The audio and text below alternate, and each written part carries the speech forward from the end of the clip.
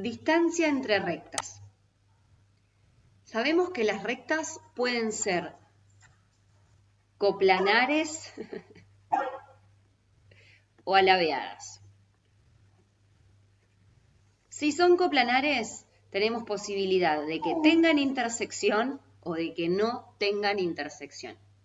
Si las rectas tienen intersección, ya sea porque son oblicuas, porque son secantes perpendiculares o porque son coincidentes, en cualquiera de esos tres casos, la distancia, que es el menor segmento entre un punto que esté en cada una de las rectas, la distancia será 0.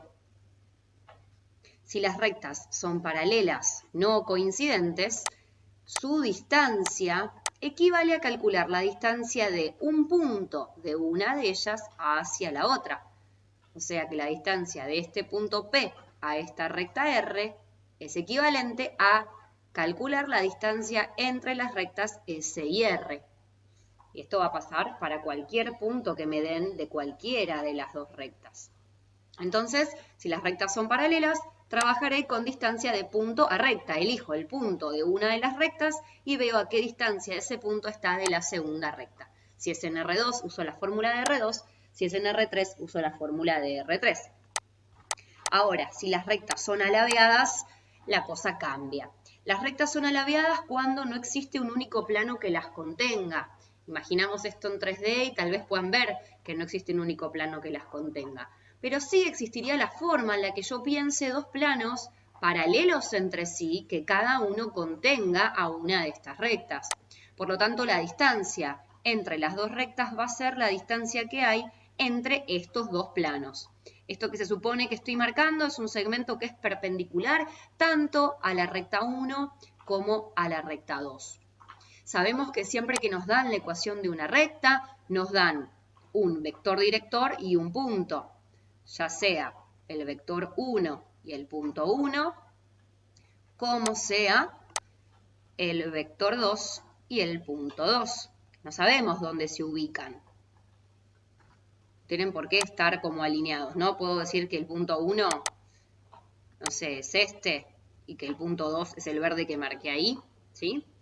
Entonces, decía que encontrar la distancia entre rectas alabeadas va a requerir trabajar en una situación un poco más complicada, donde la distancia pensada como segmento es un segmento que es perpendicular tanto a la recta 1 como a la recta 2.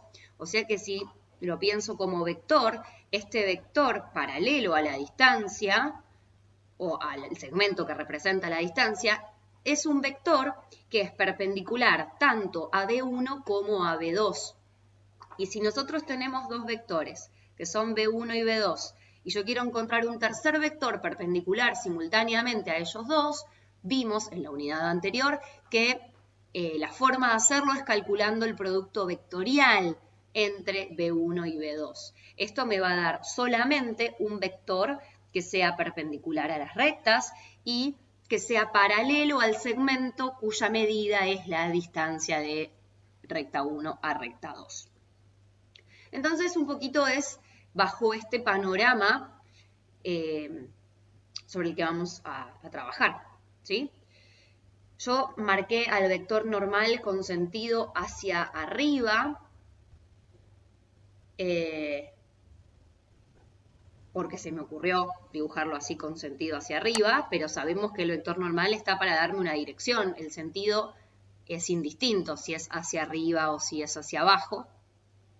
Por cómo armé mi dibujo, lo voy a dibujar hacia abajo para poder ver lo que quiero explicar a continuación, que es que si yo conozco las ecuaciones de la recta 1 y la recta 2, voy a poder encontrar este vector normal que le puse, que es el perpendicular a la recta 1 y a la recta 2.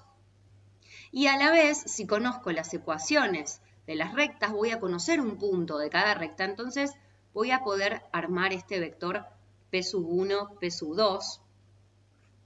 Y si miramos el gráfico como está, que por esto elegí el sentido para que se vea gráficamente, entre el vector P1, P2 y el vector normal se forma este angulito que estoy pintando ahora, que lo voy a llamar tita, y vamos a decir que tita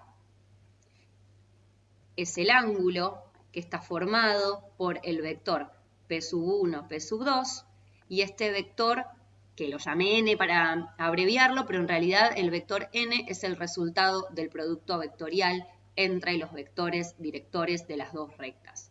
A este es al que habíamos llamado n. Entonces, al hacer este dibujo tan fantástico que están viendo en pantalla, vemos que nos queda acá un triangulito rectángulo.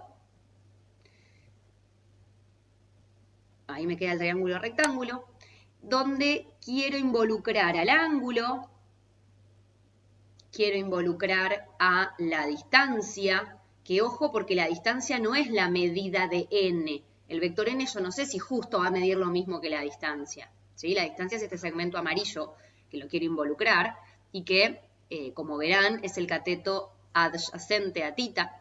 Y como dato conozco el vector P1, P2 y por lo tanto también voy a conocer su medida. O sea que si yo saco el dibujo de contexto, este es tita, esta es la hipotenusa que coincide con el módulo del vector P1, P2 y esta es la distancia, que es lo que quiero averiguar. Entonces, la razón trigonométrica que nos conviene utilizar es el coseno de tita. El coseno de tita es el adyacente sobre la hipotenusa. Que acá estoy escribiendo cuál es el adyacente y cuál es la hipotenusa por lo que expliqué recién. Entonces, si despejamos un poquito, vemos que el módulo del vector P1, P2 multiplicado por el coseno de tita coincide con la distancia. Y acá, de nuevo, recordemos que tita es el ángulo formado entre el vector P1, P2 y el resultado del vector normal entre los vectores directores. Entonces, si yo multiplico y divido, o multiplico miembro a miembro y luego despejo, que sería indistinto, por el resultado del producto vectorial entre los vectores directores, no modifico el valor de mi distancia, no modifico la expresión que ya había obtenido y obtengo en el numerador un producto entre los módulos de dos ángulos y el coseno del ángulo comprendido.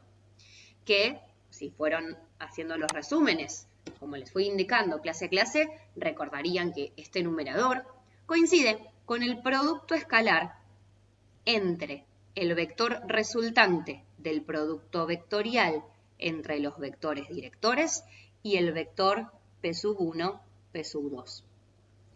La cuestión es que si el ángulo, en vez de ser agudo, fuera obtuso, esto me daría un número negativo. Y como estoy trabajando con distancias, eso no puede pasar. Entonces, lo que normalmente hacemos es poner el valor absoluto del coseno del ángulo para que todo esto nos garantice ser un número positivo. Entonces, esas barras que estoy poniendo son barras de valor absoluto. Y en el denominador mantengo lo que ya teníamos, que era el módulo del resultado del producto vectorial entre los vectores directores.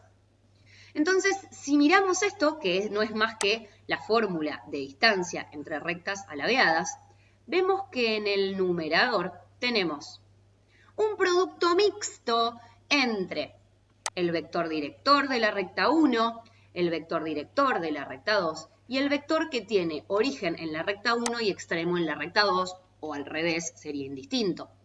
Si estos tres vectores, que son, de nuevo, el director de la recta 1, el P1, P2, que es el que en clase normalmente lo llamo Poppy, y el vector director de la recta 2, si el producto mixto entre estos tres vectores, si ese producto mixto me da 0, implica que esos tres vectores son coplanares, porque es la condición de coplanaridad.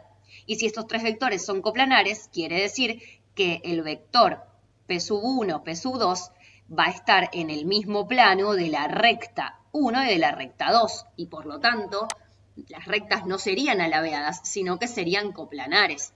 O sea que si yo uso esta fórmula y la distancia me da 0, lo que quiere decir que la distancia me dé 0 es que lo que es 0 es el producto mixto entre los vectores y por lo tanto son vectores coplanares. Conclusión, si yo uso esta fórmula de distancia entre dos rectas y me da 0, no quiere decir que la distancia sea necesariamente 0. Quiere decir que estoy hablando de rectas coplanares y estoy usando la fórmula de alabeadas. Entonces, ahí tiene que encenderse una luz de alerta para que presten atención. A la vez, si quieren pensar parecido al video de área, al video de distancia de punto a recta en R3, que lo relacionábamos con el área del paralelogramo, en este caso el numerador coincide con el volumen del paralelepípedo. Y el producto vectorial entre B1 y B2 no sería más que al vector B1 y B2 llevarlos con un origen en común y formar una base que sería el paralelogramo. Entonces, si nosotros dividimos al volumen del paralelepípedo por el área del paralelogramo, que sería el área de la base, lo que obtenemos como respuesta es la altura del cuerpo. Porque si recuerdan lo que vimos en clase, cuando hacíamos el volumen del paralelepípedo, hacíamos área de la base por altura. Entonces ahora lo estoy pensando en camino opuesto. O sea que si divido el volumen del paralelepípedo por el área de la base, lo que obtengo como respuesta es la altura del cuerpo, que no es más que la distancia que hay entre las rectas que son alabeadas. Esto como mirándolo más geométricamente.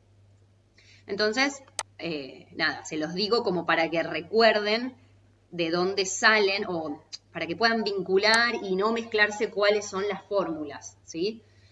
Se puede demostrar que si se mantiene una proporción entre las dimensiones, el volumen la distancia, perdón, va a ser la misma. Bueno, hay como muchas cosas en las que se podría llegar a profundizar. Yo simplemente les cuento esto desde una mirada más geométrica para que no se confundan cuando se les pida calcular una cierta distancia y sepan qué formulita usar en cada caso, ¿sí? O sea, esto puede estar asociado con el cociente entre el volumen y el área. Como dato de color, si ustedes recuerdan las fórmulas a partir de la deducción, va a estar bien. Y si yo llego a preguntarla alguna de las demostraciones, lo que tienen que hacer ustedes es la demostración que yo ya expliqué de cómo llegar a estas fórmulas partiendo de los datos como ser la ecuación de la recta 1 y la recta 2 o la ecuación de la recta del plano, ese tipo de cosas. Bien, acá tenemos la tercera distancia